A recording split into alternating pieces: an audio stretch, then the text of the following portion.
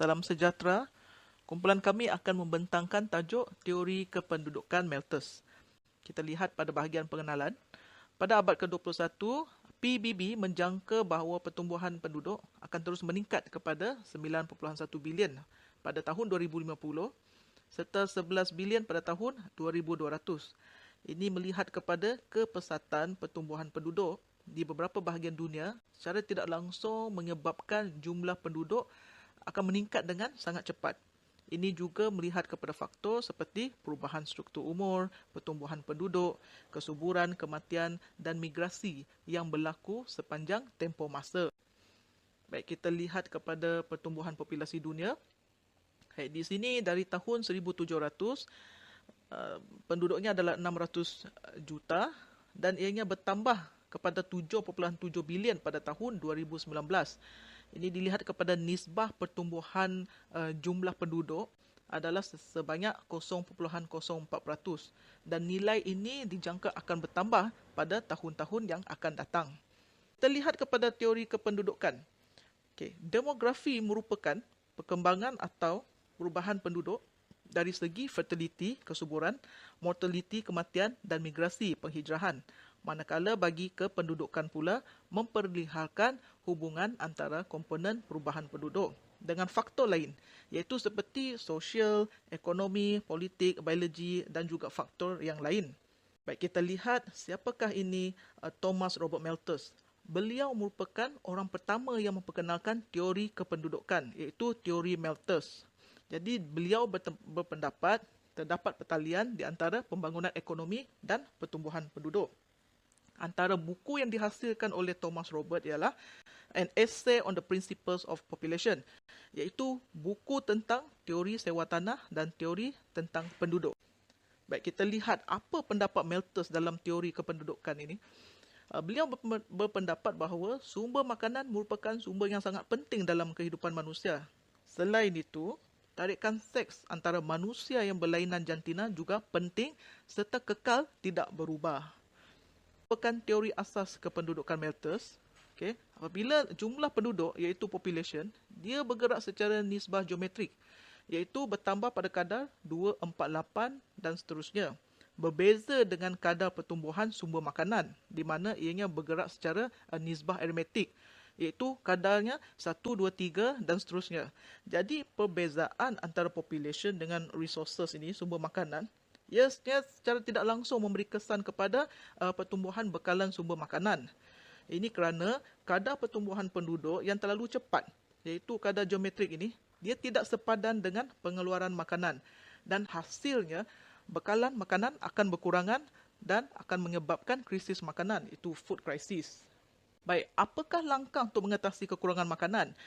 Untuk mengurang kekurangan sumber makanan, Malthus berpendapat ada 2 langkah yang boleh dibuat, iaitu preventive checks, pencegahan, positive checks, iaitu positif. Pencegahan dari segi kawalan kelahiran, iaitu kahwin lewat, mengelak daripada berkahwin, pengawalan moral terhadap aktiviti seksual dan menggalakkan homoseksual, iaitu hubungan sejenis. Manakala bagi positive check pula, iaitu dari segi kawalan kematian. Negative side iaitu pembunuhan kanak-kanak, orang tua dan orang cacat, kebuluran, wabak penyakit dan juga bencana alam. Walau bagaimanapun, terdapat kelemahan dalam teori Malthus, iaitu salah satunya Malthus sendiri tidak yakin akan hasil preventive checks, iaitu kadar kelahiran. Selain itu, beliau juga tidak yakin akan ilmu pengetahuan dan teknologi yang dapat membantu meningkatkan hasil pengeluaran sumber makanan. Dan beliau juga tidak menduga bahawa peningkatan peradaban dan kemakmuran untuk populasi itu membawa kepada masalah kesuburan, to fertility.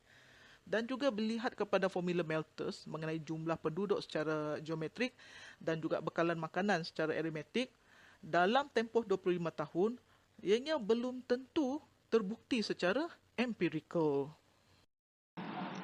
Okey, untuk kajian lepas berkaitan dengan teori Malthus, telah banyak penyelidikan dan kajian yang dijalankan seluruh dunia sebab dia berkaitan dengan kependudukan dan ini adalah penting untuk menyiasat ataupun menyelidik dalam menyediakan proses penyediaan rancangan pembangunan negara. Termasuklah di Malaysia kita ada satu badan iaitu Banci Penduduk dan Perumahan Malaysia, di mana ia bertujuan untuk mengumpulkan stok dan profil penduduk dan perumahan yang komprehensif dan terperinci. Kajian-kajian lepas juga dijalankan pada dasarnya mengkaji tentang isu-isu kependudukan di seluruh dunia. Saya ada pilih satu kajian ni lah tentang Food Production Trend in Nigeria and Malthus Theory of Population, Empirical Evidence from Rice Production. Di mana dalam kajian ni dia tidak menyokong teori Malthus yang mengatakan bila bertambahnya populasi manusia maka makanan akan habis atau makanan akan berkurangan. Kerana dalam kajian ini menyatakan semakin meningkat populasi maka makin bertambahlah teknologi-teknologi untuk menghasilkan makanan. Pertumbuhan penduduk di Malaysia kalau kita lihat memang secara dasarnya dia meningkatlah ya, dan pada tahun ni seramai 33 juta lebih kurang di Malaysia. Pertumbuhan pendudukan di Malaysia daripada tahun 2010 sehinggalah tahun 2020 memang keadaannya meningkat daripada 28 juta kepada 30 lebih kurang 32 juta, 37 juta ya pada tahun 2020. Okay, terdapat beberapa isu kependudukan di Malaysia lah. Cabaran utama berkaitan dengan aspek kesuburan, penuaan, tenaga buruh dan produktiviti. Okay, jadi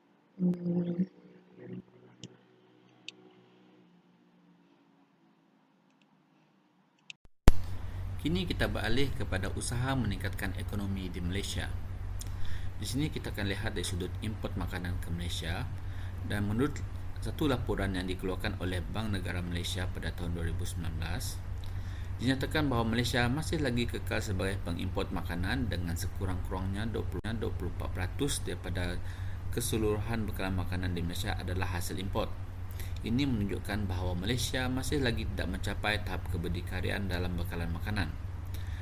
Jika kita melihat daripada sudut pengeluaran beras pula, beras ataupun padi, di Malaysia terdapat seramai 32 juta orang penduduk, dan tahap sara diri untuk beras cuma mampu memenuhi kira-kira 70% kegunaan sahaja berbanding Indonesia, di mana tahap sara diri mereka adalah lebih tinggi untuk beras, di mana mereka mencapai tahap 94%.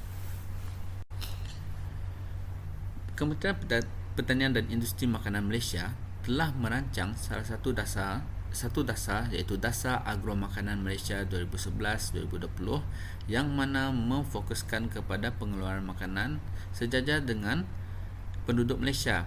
Ini adalah untuk memastikan kelestarian makanan untuk semua penduduk Malaysia, yang telah dilihat di mana penduduk Malaysia telah bertambah. Jika dilihat pada tahun 2020, dianggarkan terdapat 32.7 juta orang berbanding 32.5 juta orang pada tahun 2019 dengan kadar pertumbuhan penduduk tahunan 0.4% menurut data daripada Jabatan Perangkaan Malaysia pada tahun 2000. Berkenaan dasar tersebut, terdapat satu penyelesaian di mana penambahan unjuran pengeluaran komoditi makanan utama. Ini termasuk hasil tani, ternakan dan hasil lautan. Unjuran ini telah ditambah untuk memenuhi keperluan jumlah penduduk Malaysia pada masa kini. Ini adalah sumber daripada Kementerian Pertanian dan Industri Asas Tani Malaysia. Selain daripada itu, terdapat juga inisiatif dan perancangan yang telah dilakukan di bawah Dasar Agro Makanan ini. Yang pertama, kita lihat akan dibuat ialah peningkatan pengeluaran dan bekalan makanan dan penetapan tahap sara diri komoditi makanan. Kedua, membangunkan industri agro makanan berasaskan kelebihan kompetitif. Dan ketiga, penggunaan tanah secara optimum. Malaysia juga telah melakukan satu usaha sama secara serentak untuk rantau ASEAN dan 3 negara lain, iaitu Program Rizab Beras Negara ASEAN (APTER) yang juga diwujudkan antara negara-negara ASEAN dan 3 negara lain, iaitu China, Korea Selatan dan Jepun, untuk memastikan keutuhan sumber makanan, pengurangan kemiskinan dan pembasmian kebuluran dalam kalangan penduduk negara tanpa mengganggu perdagangan sedia ada. Jika lihat di sini,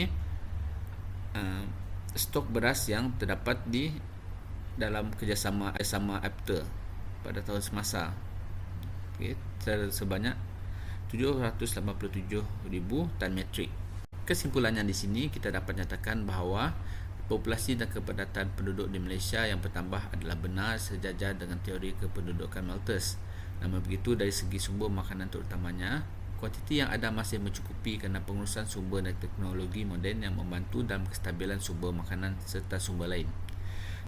Dan pada masa yang sama juga, kita harus beringat bahawa pengurusan sumber dengan betul serta pendidikan dalam isu berkenaan harus diperhatikan agar tiada ketirisan sumber berlaku yang mana boleh mengakibatkan permasalahan di masa hadapan.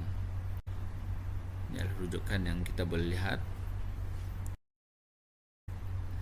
Dan sekian saja di kumpulan kami. Terima kasih.